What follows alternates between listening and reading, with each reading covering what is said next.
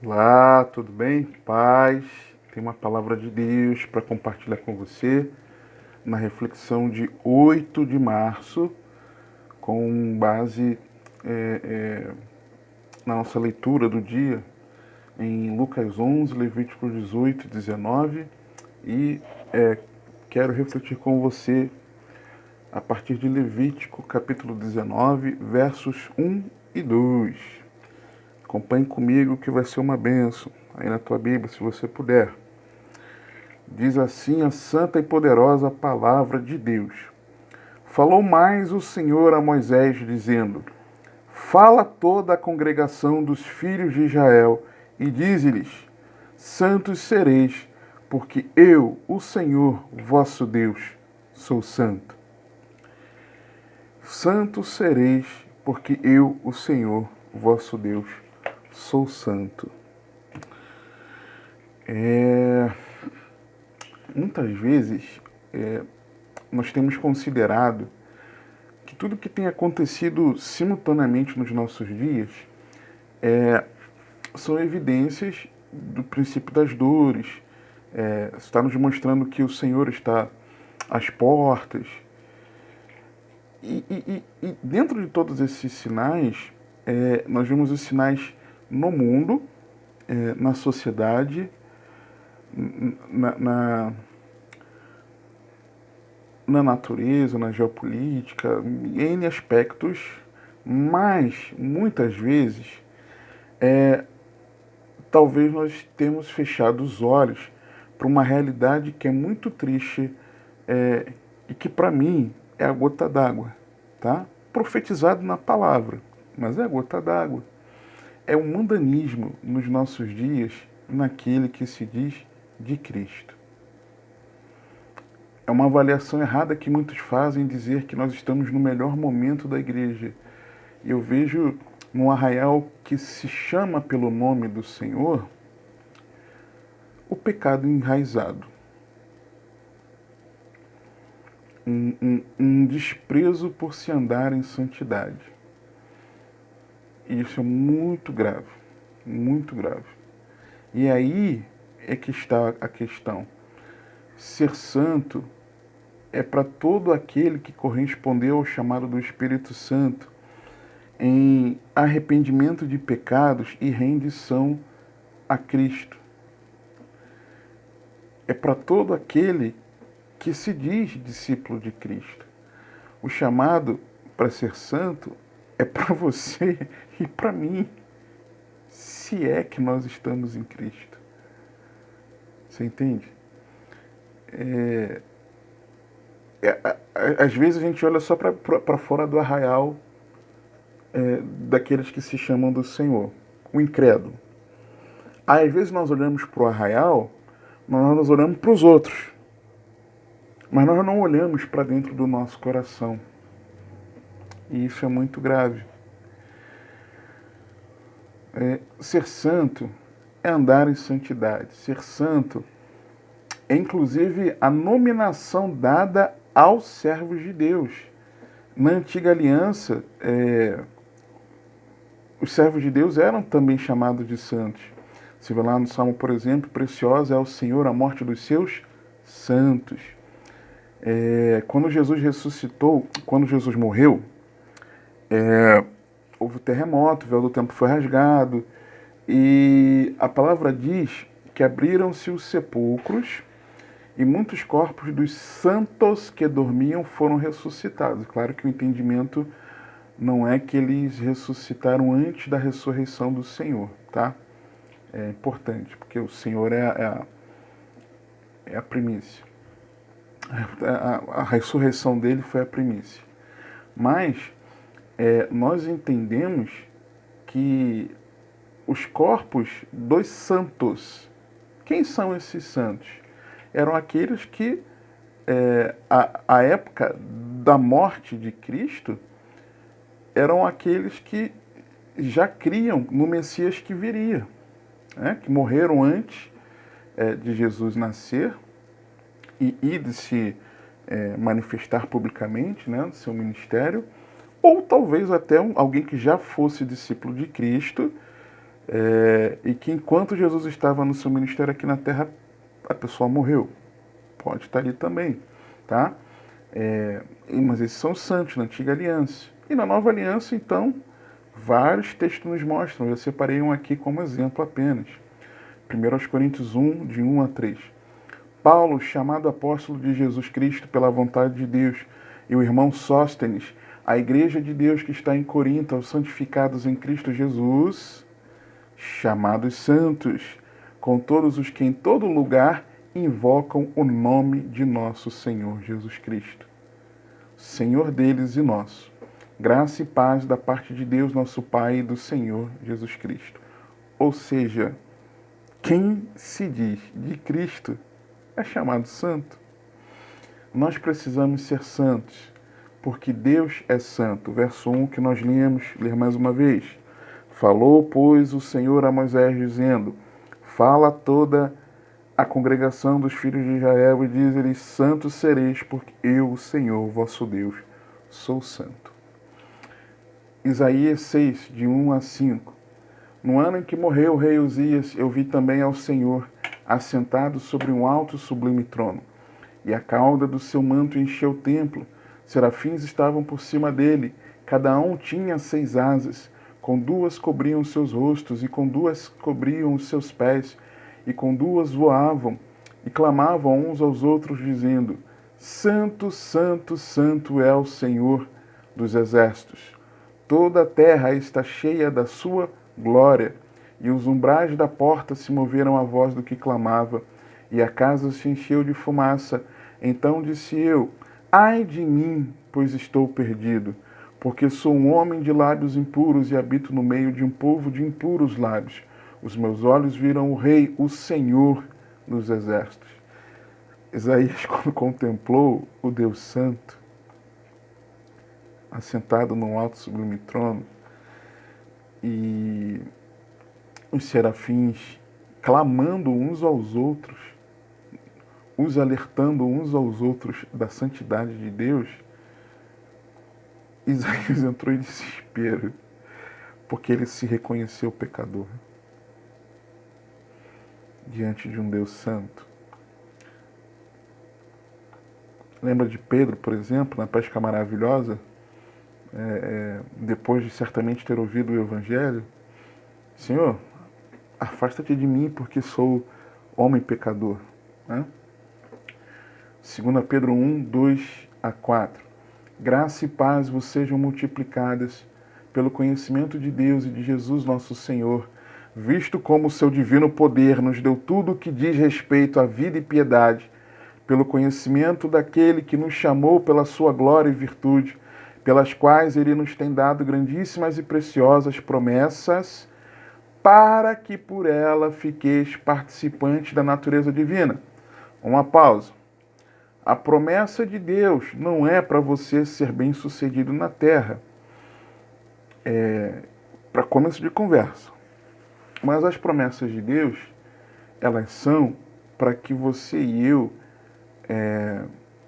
recebamos de Deus dos atributos que Ele comunica a nós, da natureza divina, participantes da natureza divina, ok?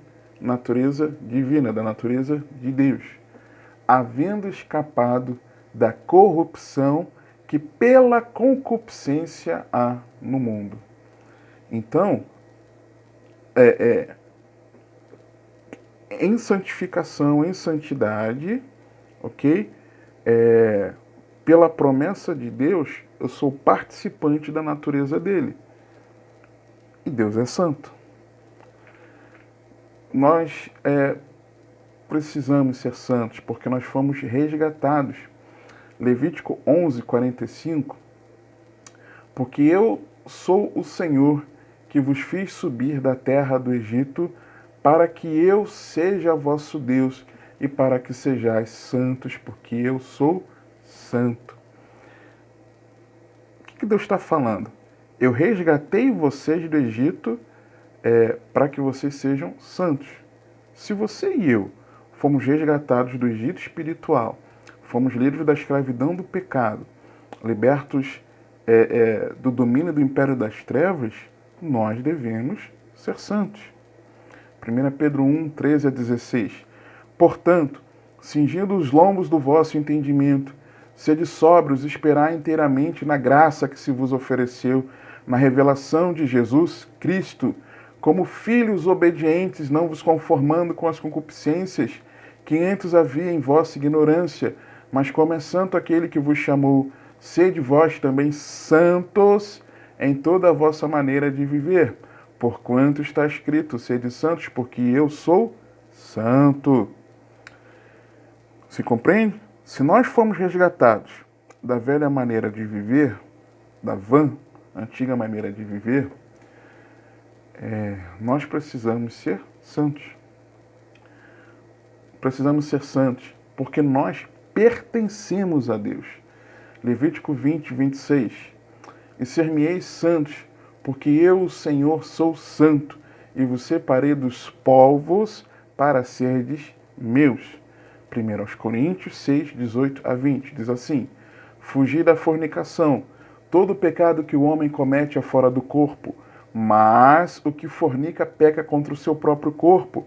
Ou não sabeis que o vosso corpo é o templo do Espírito Santo, que habita em vós, proveniente de Deus, e que não sois de vós mesmos, porque fostes comprados por bom preço. Glorificai, pois, a Deus no vosso corpo e no vosso espírito, os quais pertencem a Deus. Por que você e eu precisamos ser santos? Porque nós não nos mandamos. Ponto. Mas como? Como nós sermos santos? Levítico 20, versículos 7 e 8. Esses capítulos de Levítico, se você está acompanhando a meditação, Levítico 20 já seria do próximo dia, a leitura do próximo dia, dia 9. Mas você vai ver que todos esses textos que eu li em Levítico e esses que eu vou ler, eles estão num contexto de Deus mostrando para o povo que eles não poderiam ser como os demais povos. É como se o Senhor estivesse falando para nós em nossos dias: vocês não podem andar como o mundo tem andado. Vocês não podem ser conformados, não podem tomar a forma do mundo. Mas antes, vocês precisam renovar o vosso entendimento, serem transformados pela renovação do entendimento. Era como se Deus estivesse falando isso para eles. E usando argumentos diferentes. Olha, eu sou o Deus de vocês, eu sou santo. Olha, eu resgatei vocês do Egito. Olha, vocês agora pertencem a mim. Olha, Deus usando argumentos para eles. E ali, Deus especifica as várias práticas de pecado que eles deveriam se abster. Na área sexual, na idolatria, no desprezo pela família, né? Por exemplo, aqueles que apresentavam seus filhos a Moloque, a contaminação da alimentação. Levítico 11, 44 e 45, eu li 45, 11, 45, está falando dos animais impuros. É claro que agora, na Nova Aliança, não tem mais essa questão dos animais impuros, mas seria a contaminação com que eles se alimentariam. E eu falo isso que eu acabei de falar aqui na Nova Aliança, lá por conta de Atos, no capítulo 15, tá? O concílio teológico, o primeiro concílio teológico da igreja. E aí, quando eu vejo ali dos alimentos impuros, é o cuidado de Deus com aquilo que contaminaria. É a mesma coisa como se fosse nos nossos dias. Olha, sejam santos e não se contaminem com aquilo que entra, com que vocês se alimentam. Olha, cuidado com o que vocês ouvem, cuidado com o que vocês leem, com o que vocês assistem. Cuidado como você tem conduzido a sua família, apresentando o seu filho, a sua descendência a Moloque, sacrificando seus filhos largados aí no mundo, desprezando o cuidado com a sua família. Olha, cuidado com as práticas sexuais que vocês têm tido. cuidado com a prática homossexual, cuidado com a prática de se relacionar na fornicação, cuidado. O versículo seguinte é o versículo 26, se eu não me engano, em Levítico 20, cuidado com os adivinhadores, cuidado com a vida espiritual. Então é todo um contexto da vida do povo que precisava não ser como aquele mundo andava. Assim como você e eu. Eu vejo os crentes ficando muito escandalizados com o mundo, e devem ficar, ok? E devem ficar. Aí eu vejo alguns outros crentes que, além de se escandalizarem com o mundo, se escandalizam com o pecado na igreja, e devem se escandalizar, não no sentido de tropeçar e cair da fé, mas de achar um absurdo, né? Precisa gerar uma indignação, né? Melhor não se escandalizar, mas se indignar. Porque escandalizar é entender que vai tropeçar e cair, não é isso? Mas se indigna. Ok, tudo bem. Mas será que você e eu nos indignamos com o nosso pecado?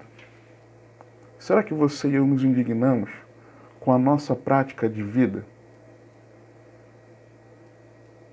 Eu não me indignava com a minha prática de consumo de vício na pornografia, por exemplo. Eu não me indignava pela minha frieza em relação às pessoas. Eu não me indignava por causa do meu orgulho. E por aí vai. Você se indigna pela sua fofoca? Pela sua maledicência? Você se indigna pelas mentiras? Você se indigna pelos jeitinhos que você dá nas coisas, sendo corrupto? Você se indigna por ficar olhando para mulheres que não a sua? Você se indigna, mulher, de ficar olhando para homens que não sejam seus maridos, olhando com a conotação do desejo?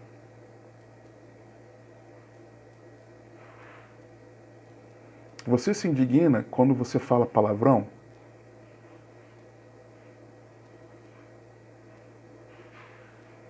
Você se indigna quando você guarda mágoa no teu coração, quando você não quer perdoar o outro? Nós fomos chamados para pertencermos a Deus. E pertencendo a Deus, Deus quer que você e eu sejamos santos. Andemos em santidade. O desejo de Deus é a nossa santificação, a vontade de Deus. Então, como? Levítico 20, 7 e 8, eu vejo Deus deixando ali a instrução muito precisa para nós, inclusive. Porque tudo que está escrito, tanto está nas Escrituras, foi escrito para nós. Para exemplo, nosso, está na Bíblia. Então não despreze o Antigo Testamento. Não despreze o Antigo Testamento. Enfoca sim no Novo Testamento, porque ali estão os ensinos de Cristo, o Evangelho, a aplicação dos ensinos de Cristo por meio dos apóstolos. Ok.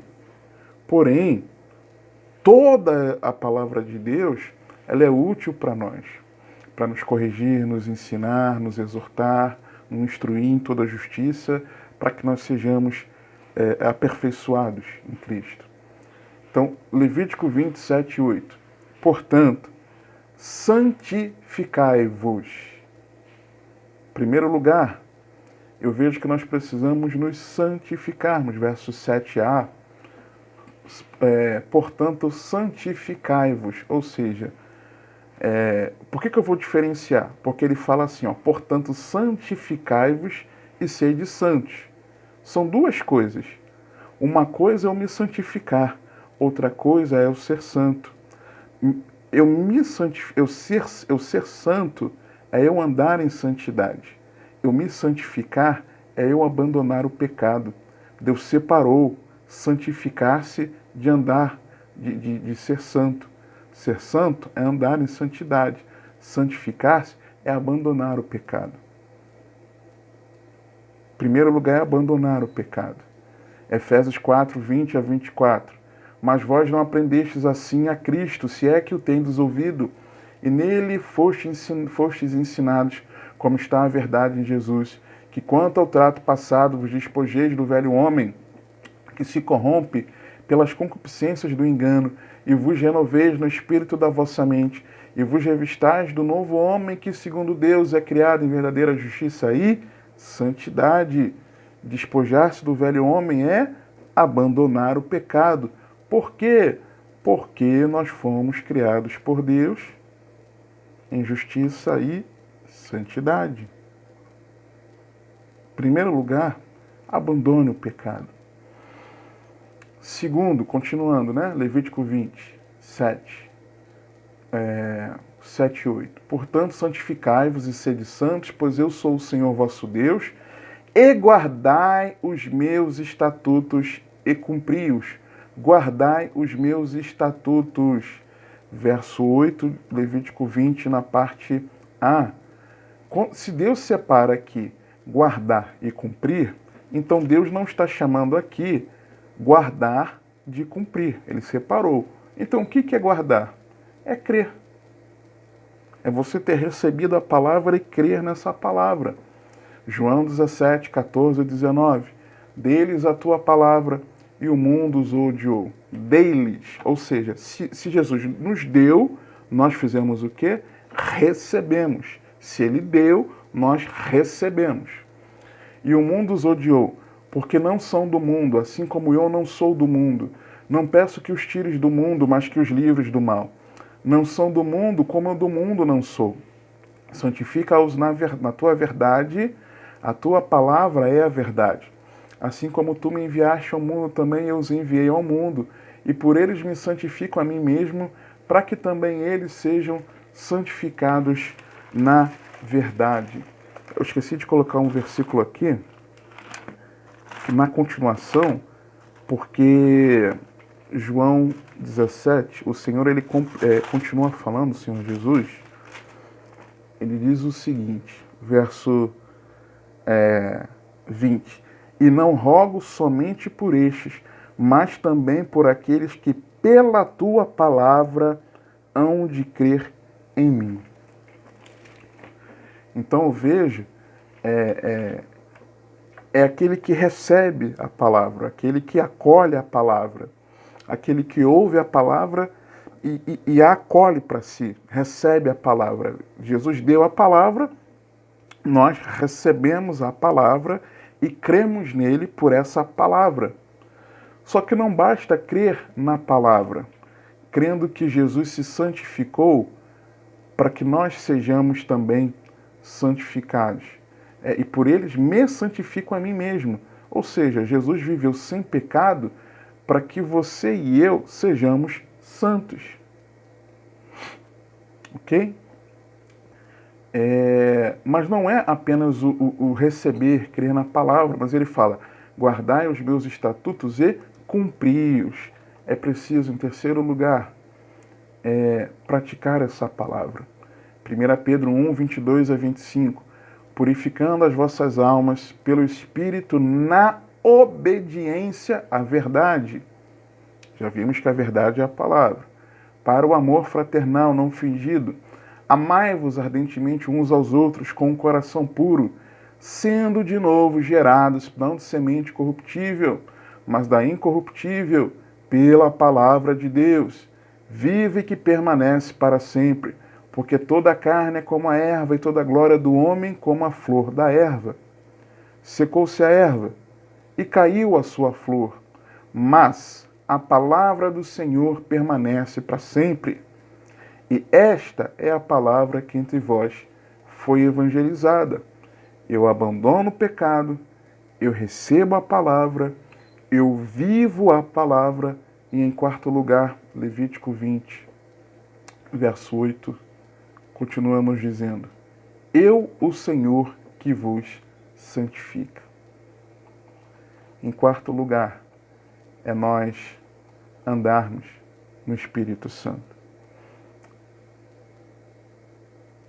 Gálatas 5:16. Digo, porém, andai em espírito, e não cumprireis a concupiscência da carne. Porque quem nos santifica é Deus. É Ele que nos santifica. Nós somos chamados a ser santos, porque o nosso Deus, o Senhor, é santo, santo, santo. Nós somos chamados a ser santos porque nós fomos resgatados. Nós somos chamados a ser santos porque nós pertencemos a Deus. E todo aquele que é um discípulo de Cristo, ele é chamado santo. O meio que o Senhor providenciou para que nós andemos em santidade é nós abandonarmos o pecado em primeiro lugar, é nós guardarmos a palavra e a praticarmos. Só que nós não conseguimos isso por nós mesmos. Você pode ler a palavra, tentar viver a palavra, mas sem a ajuda do Espírito Santo, você e eu fracassamos. Nós não conseguimos por nós mesmos, mas permanecendo no Senhor que nos santifica, por meio do Espírito Santo, essa palavra ela é implantada em nosso coração. Por isso, nós precisamos ter como alvo, em toda a nossa oração devocional, a busca pelo enchimento do Espírito Santo. Na meditação de 8 de março, também meditamos em Lucas, capítulo 11, onde o Senhor ali, ele está instruindo os discípulos sobre, em resposta a um pedido dos discípulos, que Jesus os ensinasse a orar. E a resposta do Senhor foi ensinando aquele modelo de oração, conforme também está registrado em Mateus, no capítulo 6. Mas não apenas Jesus os ensinou o modelo de oração, mas a oração não é apenas aquilo que Jesus ensinou como modelo, mas por meio de uma vida de oração perseverante, nós pedimos ao Pai o mais importante para nós, que é o Espírito Santo. E Jesus ensinou isso também. Jesus ensinou, ele conta a parábola da perseverança, dá o exemplo da importância da perseverança da oração, e a partir do versículo 5 de Lucas 11, meditação do dia também 8 de março. Disse-lhes também: qual de vós terá um amigo, se for procurá-lo à meia-noite e lhe disser: amigo, empresta-me 3 pães, pois que um amigo meu chegou à minha casa vindo de caminho e não tenho que apresentar-lhe?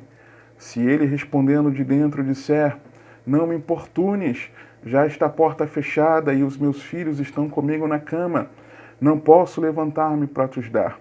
Digo-vos que ainda que não se levante a dar-lhes, por ser seu amigo, levantar-se-á todavia, por causa da sua importunação, ele dará tudo o que houver mister, tudo o que for necessário, tiver necessidade.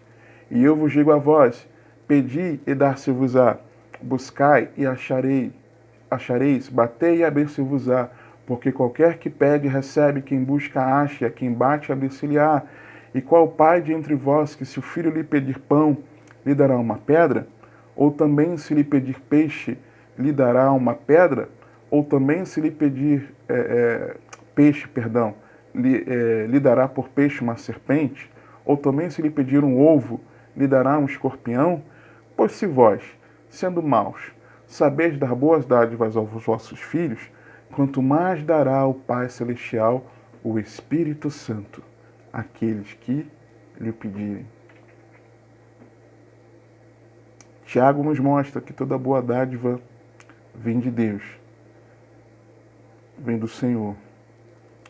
Mas a maior das dádivas é nós recebermos o Espírito Santo. E é interessante que Jesus não estava ensinando a eles serem selados no Espírito Santo. Porque todo verdadeiro cristão, nós vemos em Romanos, por exemplo, ele recebe o Espírito Santo. Em Efésios nós vemos, por exemplo, que o Espírito Santo é o penhor, é a garantia da nossa salvação. Então todo verdadeiro cristão já tem o Espírito Santo. Jesus não estava ensinando ali aos discípulos a eles serem selados no Espírito Santo para a salvação. Mas Jesus estava ensinando a eles pedirem para serem cheios do Espírito Santo. Essa é a diferença. Você está entendendo? Creu em Jesus, recebe o Espírito Santo. Jesus não estava ensinando isso. Jesus estava ensinando a que eles pedissem para serem cheios do Espírito Santo. Todo servo de Deus já foi selado. Jesus estava ensinando a que a dádiva é ser cheio do Espírito Santo.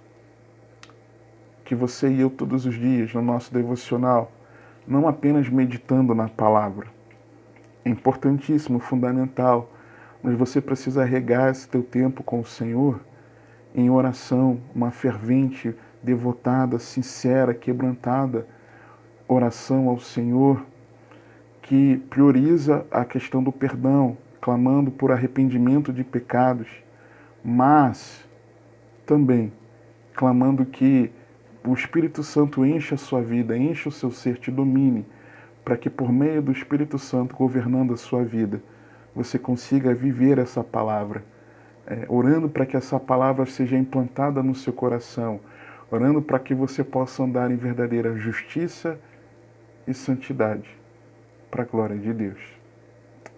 Que o Senhor te abençoe e te guarde, que Ele te conduza e governe a sua vida, porque você tem acesso.